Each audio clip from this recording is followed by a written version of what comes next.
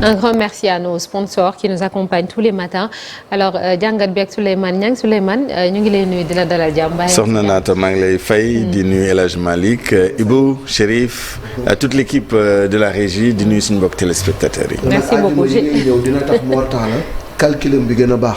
parce que Mor nee na du ñu woor juróomi àjjuma. te tey mooy ñetteel bi. nee na saa boo ñëwee ñeenti yoon day xam ni koor gi jeex. kon jàmm na maa ngi nii. bi mooy ñetteel bi bi mooy ñetteel bi. kon léegi jeex. incha allah merci beaucoup alors Souleymane dimanche bi la weesu dañoo jóge élection ñu tànn njiit bu réew bu bees muy Bassirou Diomaye Faye mu fas yéene fee wutu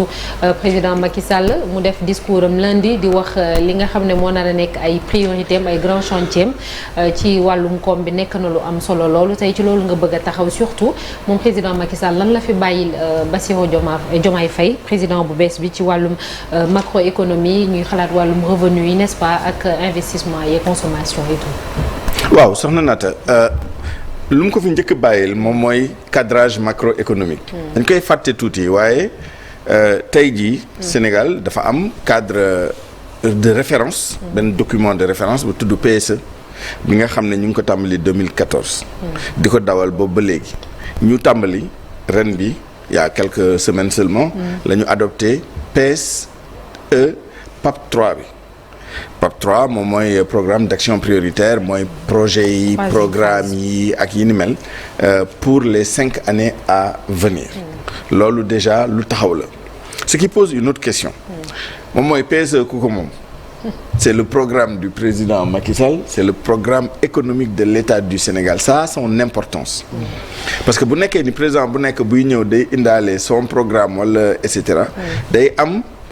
discontinuité ak des ruptures yoo xam ne c'est pas profitable à l'État ni à l'économie du Sénégal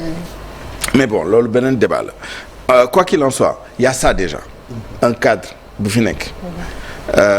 beneen bi moom mooy fii ak ay fan dinañ xam lan la fi bàyyi réellement vous vous rappelez bi fi Abdou Diouf di jógee en 2000 le dernier premier ministre mu am Mamadou Lamine Loum dafa génne benn livre blanc wax économiquement lan lañ fi bàyyi y compris en termes de trésorerie les fondamentaux lépp ñu bind ko xëj na loolu defuñu ko tradition mais lu war a mën a nekk tradition la de toute façon dinañ am toujours des structures de l'État qui sont capables et qui font ça d'ailleurs mais en termes politiques kan moo ko mënoon def c'est Amadou Ba qui a été longtemps ministre de l'économie des finances et premier ministre pendant longtemps le dernier premier ministre il pourra pas le faire probablement parce que il ne restait que quelques jours et cetera amaana xëj na ministre des finances bu mujjee Mamadou Moustapha Ba mu mën a def lu mel noonu mais en attendant ñu am document boobu am na loo xam ne moom kenn amu ci xel ñaar moom mooy fondamentaux yu bëri mu ngi fii taxaw croissance bi xëj na toll fu ñu ko bëggoon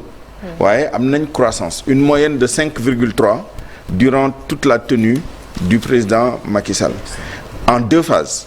jusqu'en 2018 on a eu une croissance 2018-2019 assez solide ay autour de 6,5%. Mais dernières années yi depuis Covid bi ba léegi en moyenne 4,3 la ñu def looloo indi sur l'ensemble on n'a pas une moyenne énorme ça c'est quelque chose. Il y a une question qui est fondamentale mooy la question de la dette wax dëgg yàlla boru Sénégal nu mu yokkoo kenn mënul wax tey ji transition entre le régime sortant et le régime entrant sans nga teg loolu ci kaw table bi bu nekkee koom-koom ngay wax parce que le nouveau président hérite d'un passif assez important de ce point de vue là. xaw na diis na lool. ñu ngi aux alentours de 14 000 milliards. Dette consolidée bi c'est-à-dire boo jëlee dette du gouvernement central ak dette du secteur parapublic tey jii soriwuñu 79 et jësal see d'ici quelques semaines bu ñu génnee chiffres yi nan lay toll man bu ñu ma waxee ni egg na 80 wala même dépassé 80% du PIB du ma jaaxal loolu kenn mënul wax tey jii transition bi sans dugal ci loolu. lan moo koy indi en général Souleymane. C'est des choix politiques. Et d'ailleurs ça nous permet d'entrer dans les petites différences yi am. Je pense que le nouveau président il aura peu de marge. boo liiree seen programme économique ni ñu ko waxee rek ci campagne électorale bi y a beaucoup de renforcement, d'amélioration et de rationalisation. Ça veut dire quoi? Ça veut dire partir de l'existant. C'est ça. Et loolu c'est tout à fait normal. kenn mënu si xas kenn parce que état continuité la. mënuñu ñëw tamit jël li fi nekk yëpp sànni ko ci mbalit bi di indi loo xam ne de toute façon boo liree seen programme c'est pas suffisamment précis pour mun la wax ni lii mooy remplacer lii. Donc évidemment. lenn moo am la question qui se pose est-ce que PSE day taxaw ba léegi à mon avis on n'a pas d'autre choix parce que le PSE quoi qu'on dise c'est quand même bien fait bien ficelé sauf sur des questions fondamentales yu indi différence entre Bassirou Diomaye Faye enfin les pacifiens le nouveau régime et le régime sortant moom mooy sur la question de la monnaie loolu wax nañ ci lu yàgg lu bëri sur la question de la place de l'État ci ni ñu doxalee économie bi ak nan la ñu financer suñu économie boo xoolee par exemple régime bi génn on comptait beaucoup sur les investissements directs étrangers qui ont été massifs ku wax investissement direct étranger nag lu gën a bëri di nga xaw a laalaale tuuti bor parce que tey montage projet yi ak programme yi dafa am ñaar yu ci nekk kii ñëw investir waaye état bi lan lay am ci loolu en termes d'endettement et cetera donc mënoo dissocier ñaar yooyu donc tu as cette école là ak l'école souverainiste boo liree programme économique Bassirou Diomaye Faye le président Bassirou Diomaye Faye da ngay gis ni rôle état day yokku état interventionniste pour préférence nationale pour que suñu société yi am accès privilégié au marché pour consommation locale pour ba pare ñu yokk ci wàññi rôle wala dictat bailleurs de fonds internationaux yi loolu tamit beneen héritage la tey jii Sénégal mu ngi nekk programme ak Fonds monétaire international pour 3 ans ci programme boobu nag la ñu wax yan réforme la état bi di def et cetera d'où encore l'autre question nan la nouveau régime bi di déféro du PSE des programmes signés avec les bailleurs internationaux avec financement c'est-à-dire jot nañ xaalis ba pare une partie de l'argent ba pare dañoo engagé wu parce que état dafa am signature du ñëw rek changer da nga am loo xam ne da nga ko engagé wu am ñeneen ñu engagé wu ak yow am nu ñu équilibrer engagement yooyu c'est-à-dire boo wàccee sa engagement am na nu système bi organisé woo pour ñu amee daan yu ñu la teg te da nga koy yëg donc wax bi ak jëf bi du doon benn mais pour revenir à la question dette bi lu ko indi c'est ça c'est beaucoup d'investissements de l'État yoo xam ne ay infrastructures par exemple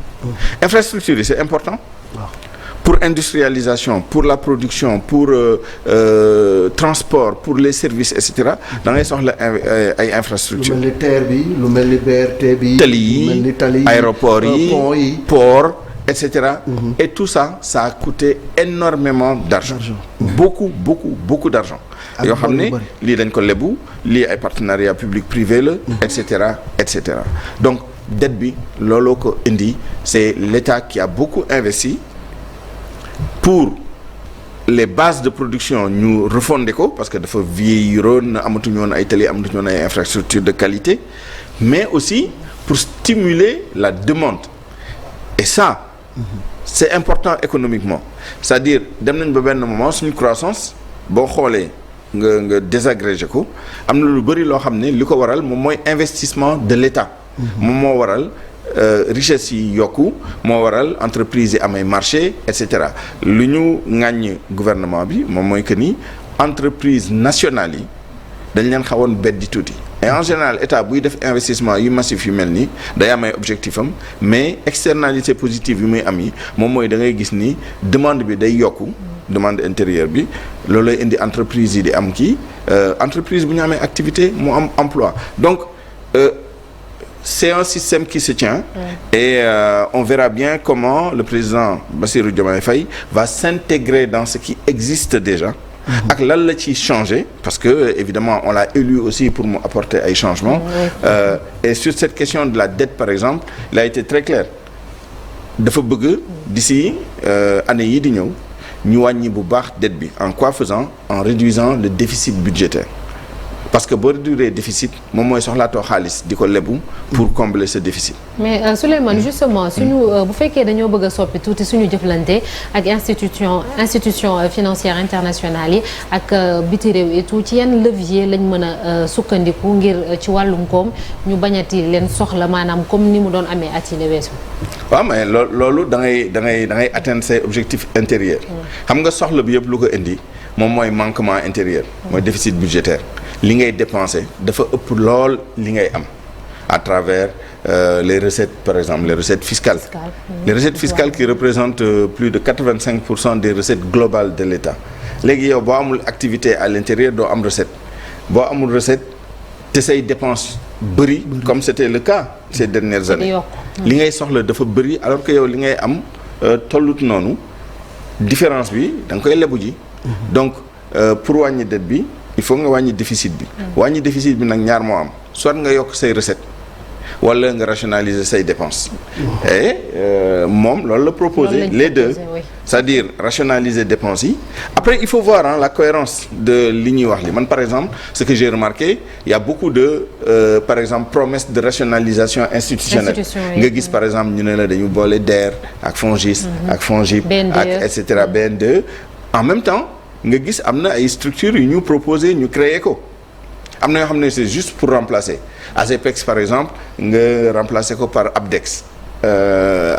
agence pour la promotion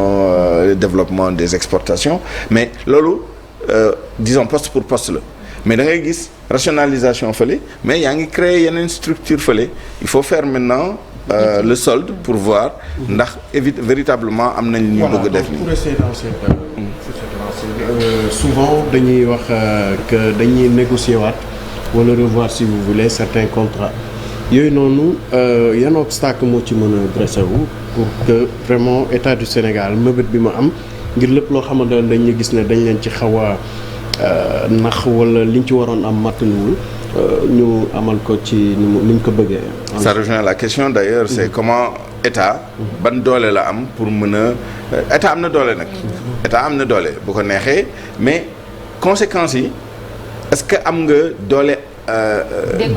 dékku conséquences yi c'est ça mais état am na possibilité on l'a vu en Amérique latine par exemple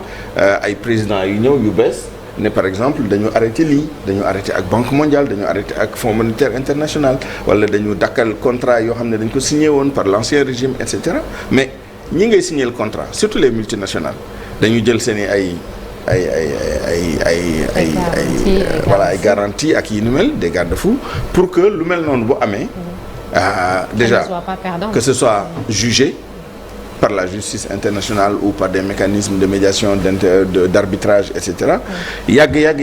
di nga leen mujjee fay parce que c'est des projets à centaines voire à milliers de milliards de francs CFA les projets pétroliers gaziers et cetera c'est énormément d'argent boo ñëwee nga bëgg changer termes yi tout dépend sa capacité de négociation suñu état nag am na capacité de négociation et puis vu l'évolution des projets xam nga koo xam ne dugal ne sur 5000 milliards par exemple dugal nga déjà 4500 milliards tey jii bu ñu ñëwee ne la bon nañu jooyanti lii bu nekkul lu am maanaa trop da nga koy nangu waaye bu nekkee loo xam ne day remettre profondément en question loolu tamit day jafee def donc wax ko moo gën a yomb def ko mais on a véritablement un pouvoir de négociation. ok Souleymane temps yi genre terme yi li ñu koy dégg bari na souverainiste préférence nationale loolu ban limite la am ci réew mu mel ne Sénégal bi nga xamee ni surtout infrastructure yu mag yi nga xamee ni moom la ñu gis ci at yi passé yëpp xam nañu fu mu jógee tey jii est-ce que mën nga ñëw rek dakkal loolu dem directement ci préférence nationale. Évidemment non parce que promouvoir les entreprises locales ak yi ni mel loolu processus rek la mën a nekk. Et il faut y aller méthodiquement et ça ku la wax ni da koy def du jour au lendemain benn obstacle déjà bu évident moom mooy capacité suñu entreprise yi à prendre en charge justement ces marchés-là très souvent soit dañu am des gaps opérationnel, efficacité, respect des délais, respect des mais parfois c'est technique. nga gis benn marché boo xam ne wala benn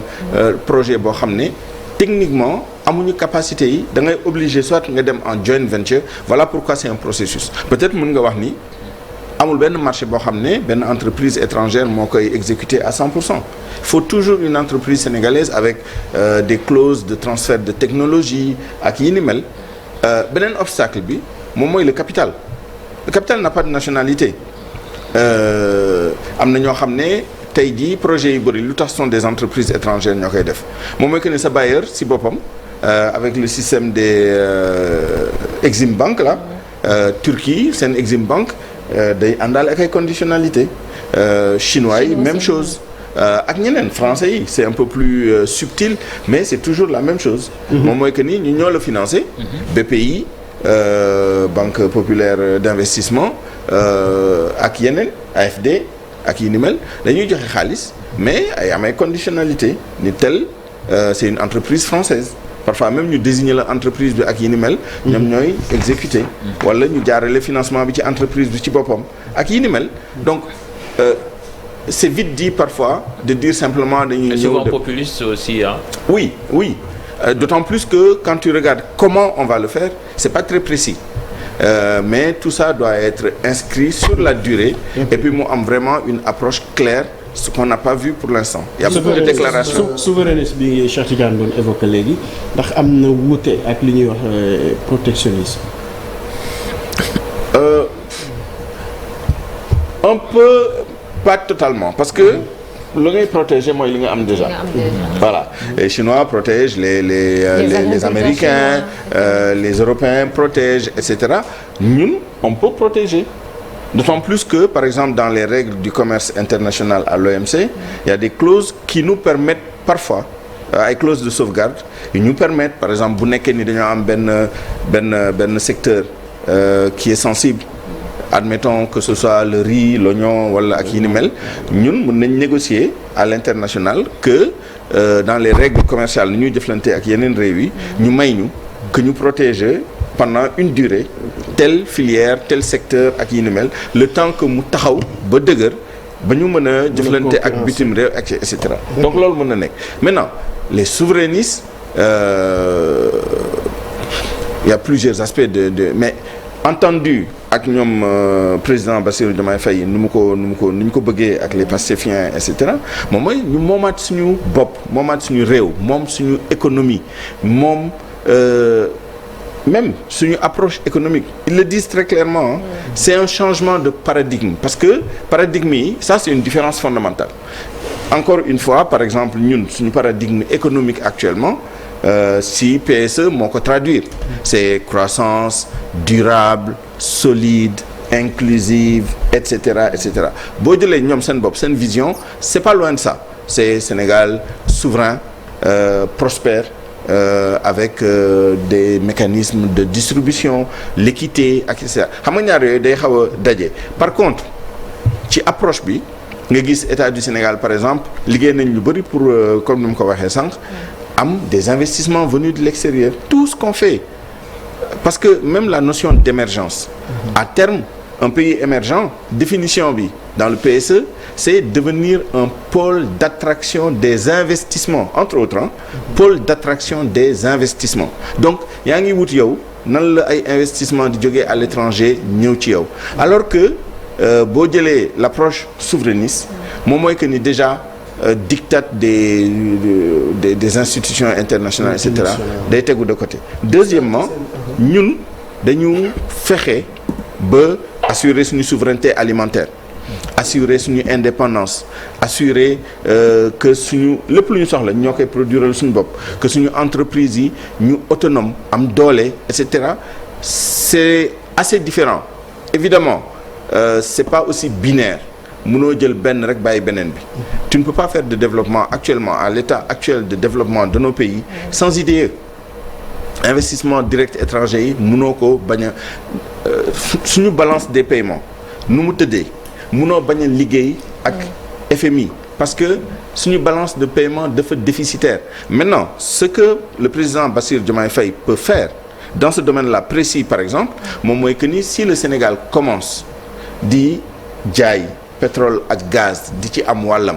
mais pas sax wàll bi mais ne serait-ce que di jaay à l'extérieur et que ñu rapatrier les devises ça aussi c'est très important yooyu mooy sew-sew yu nekk ci affaire yi bu nekkee ni yow da nga signé ak contrat ak entreprise bi alors que amul clause de rapatriement des devises par exemple ça veut dire que amul njëriñ ci sa balance de paiement mais bu nekkee dañ la koy rapatrier day am njeexital ci sa balance de paiement à ce moment-là du soxlaate ngay liggéey ak FMI parce que FMI par définition ñu muy njëkk a liggéeyal mooy ñi nga xam ne dañoo am problème de balance de paiement boo régler sa balance de paiement bu boobaa di nga mën a affranchir d'une certaine manière du FMI voilà pourquoi il faut faire attention par rapport aux promesses par rapport aux proclamations ce que je crains moom mooy que ni la réalité du pouvoir va rattraper tout le monde au demeurant je n'y vois aucun inconvénient pourquoi parce que PSE dès lors que bi ñu ko defaree ba pare di ko exécuter nekkatul programme kii wala programme kële c'est le programme économique du Sénégal qui doit nous mener vers l'émergence en 2035 mën nañ ko jooyanti en certains points c'est clair on verra ce qui est proposé de façon très spécifique mais jël ko sànni ko ci mbedd bi ce serait pas sanctionner Macky Sall ou son gouvernement c'est sanctionner le Sénégal nañu xool lan lañ ci mën a de toute façon loolu la ñu wax dañu xool li ci baax ñu garder ko li nga xam ne war nañ ko jooyanti ñu jooyanti ko mais que on continue notre trajectoire de développement moi je crois qu'il y a des choses à changer c'est clair le Sénégal doit tirer un meilleur profit de ses potentialités économiques et puis faut bien changer parce que loo def pendant 50 ans 40 ans 30 ans en l'occurrence nga def ko pendant 12 ans te xëj na li nga ci yaakaaroon amoo ko ci tu ne perds rien à le changer donc essayons d'autres formules sans créer des ruptures yoo xam ne day déstabiliser suñu économie et peut-être suñu dëkk. Merci beaucoup jërëjëf Souleymane ñu jàll tout de suite ci pàcc bu mujj muy suñu gan ñu dalal ko.